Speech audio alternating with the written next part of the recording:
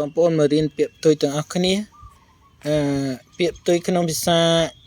ចិនគឺfan e chu e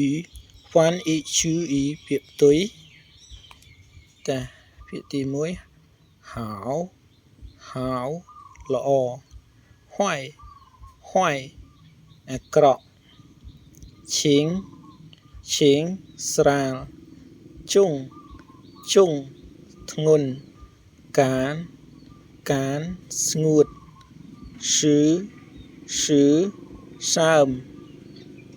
សាំងក្រអូបឆៅស្អុយ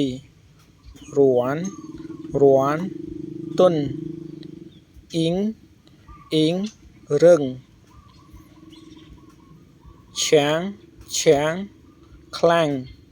រក់ខ្សោយសុង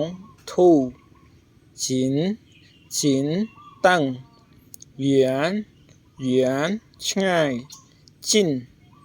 នជិតខ្វាយលឿនម៉ាន់យឺតសឹងរស់ស្លាប់អូខេ